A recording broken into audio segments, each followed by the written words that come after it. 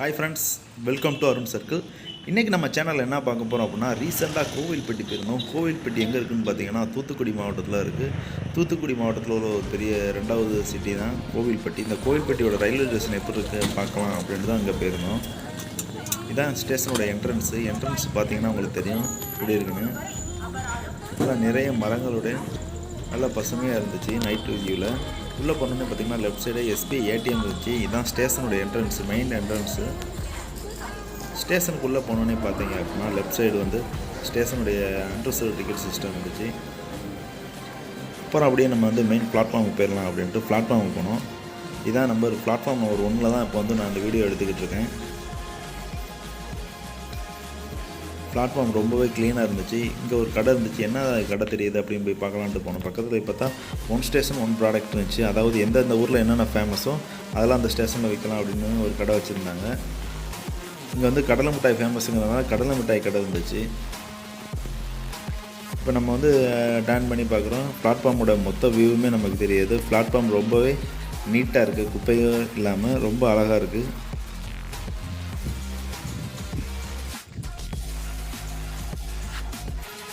இது வந்து platform 1, 2 and 3 connect பண்ணுற FOP ஃபுட் ஓவர் பிரிட்ஜ் தான் இது.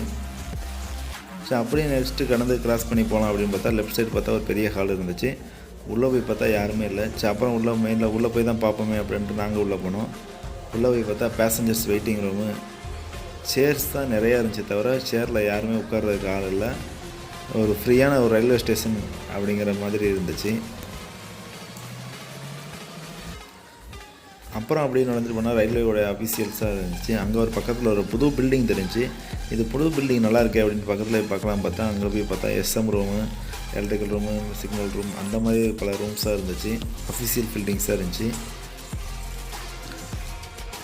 அங்கேருந்து பேக் சைடு பார்த்தா இன்னும் அந்த ஸ்டேஷன் வந்து ஒர்க் நடந்துக்கிட்டு தான் இருக்குது. பிளாட்ஃபார்ம் ஒர்க்லாம் நடந்துக்கிட்டு தான் இருக்குது.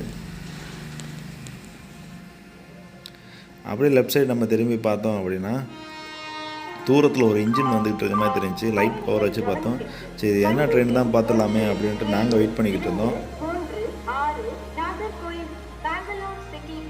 லைட் வச்ச பக்கத்தில் வர வர இன்ஜினுடைய பவர் வந்து ரொம்ப தூரத்தில் இருந்தது. பக்கத்தில் வர நல்லாவே பிரைட்டாக தெரிஞ்சிச்சு. இன்ஜின் இப்போ நம்ம பக்கத்துலேயே வந்துடுச்சு. என்னென்னு பார்த்தா குட்ஸ் ட்ரெயின் தான் வந்துகிட்டு இருக்குது. டபுள் பவர் போட்டு குட்ஸ் ட்ரெயின் வந்துகிட்டு இருக்குது. பவர்னால் என்னென்னு பார்த்தீங்கன்னா இன்ஜினை தான் பவர் அப்படி சொல்லுவோம்.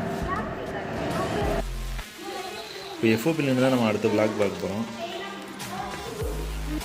இப்போ நேராக FOPயில் போய் நின்று பார்த்துக்கிட்டு இருக்கோம். பிளாட்ஃபார்ம் நம்பர் 2ல் வந்து பார்த்தீங்க அப்படின்னா ஒரு எக்ஸ்பிரஸ் ட்ரெயின் வந்துட்டு இருந்துச்சு. என்ன எக்ஸ்பிரஸ்ன்னு பார்த்தீங்க அப்படின்னா KSR பெங்களூர் சிட்டி எக்ஸ்பிரஸ்ஸு. நாகர்கோவிலேருந்து பெங்களூர் வரைக்கும் ஒரு எக்ஸ்பிரஸ் தான் இது. ட்ரெயின் நம்பர் வந்து 17326. 21 hours 58 minutes வந்துட்டு இந்த வண்டி வந்து 22 ஹவர்ஸுக்கு வந்து டிபார்ச்சர் ஆகுது. பாருங்கள் க்ரீன் சிக்னல் போட்டாச்சு. டிரைவரும் ஹாரன் ஸ்டார்ட் பண்ணிட்டாங்க. வண்டி கரெக்டாக வந்து ஸ்டார்டர் போட்ட அடுத்த செகண்டே வந்து வண்டி மூவ் ஆயிடுச்சு. இந்த வீடியோ உங்களுக்கு பிடிச்சிருந்தால் நம்ம வீடியோ லைக் பண்ணிட்டு சப்ஸ்கிரைப் பண்ணிட்டு பக்கத்தில் இருக்க பெல் ஐக்கான் அமைக்கிறேங்க.